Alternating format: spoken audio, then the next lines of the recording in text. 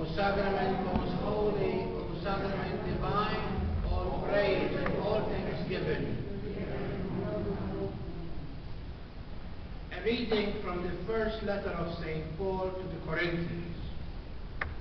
There are different kinds of spiritual gifts, but the same Spirit. There are different forms of service, but the same Lord. There are different works, but the same God, who produces all of them in everyone. To each individual, the manifestation of the Spirit is given for some benefit. To one is given through the Spirit the expression of wisdom. To another, the expression of knowledge according to the same Spirit.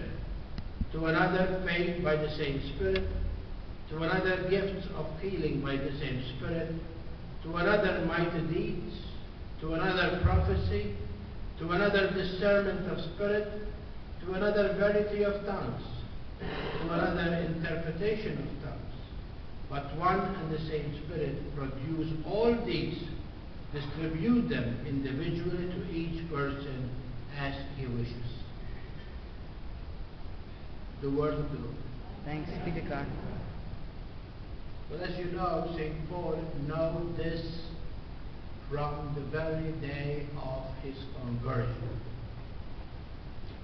Remember when St. Paul was thrown from his horse as he going from Jerusalem to Damascus, as he was going to capture the people, the Christians of Damascus, and bring them to Jerusalem to be destroyed.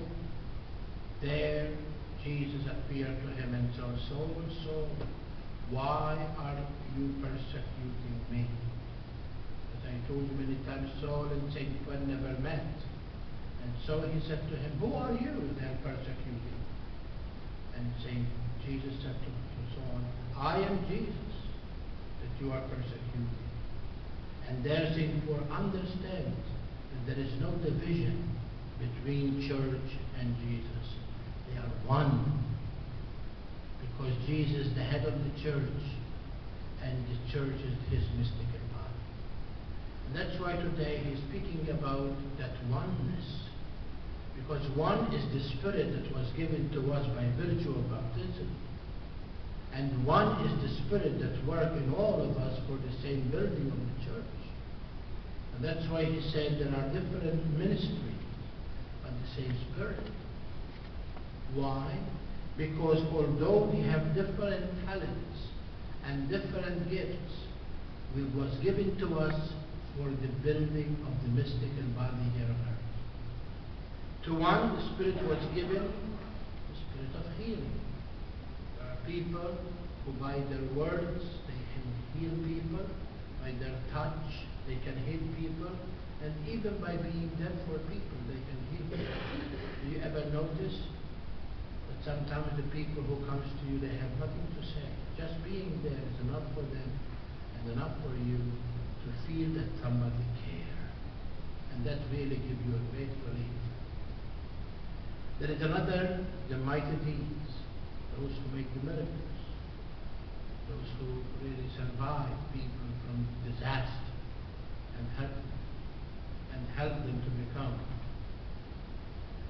Then there is also the prophecy. The prophecy is somebody who not only say the future, but to remind the people of the present. Remind them the people of the past. And the past and the present lead them to the future. That is the prophecy.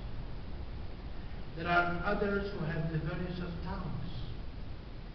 The tongues. That they can really, by the languages that they have, by the interpret of the language. Sometimes, you are watching television sometimes, and they are speaking other language like Spanish or Italian. And all of a sudden, it click with you what they are saying. Why? Because sometimes, those things come to you, not because you know the language, but because you see what they are directing to. There are discerning of the Spirit. You need to discern the Spirit. There is good spirit and bad spirit. And you know how to discern the good from the bad. Jesus said that from their fruits you can discern them. From their fruits you can come to know if they are good or bad. Interpretation of the tongues. This is very important because many people think that, we need to be all charismatic. Not all of us are that way. There are some people who knows how to interpret the tongue. There are people who do not know. That means we don't have the Spirit of God. Of course we do. But it is not the gift that we have received. But one Spirit and the same Lord produce all these, oneness. And that is the church. The church is not one, it's not 3 or 4, it's one. One is the church Christ came to establish. Because one is the destination, and one is the founder. And that's why he said, distributed them individually, and he gave them to people to whom he wished to give them. So in other words, not because I want the gift of healing, you know who I am. God knows what I will do with that ministry. So if that power is going to go to my head, that will not give it to me.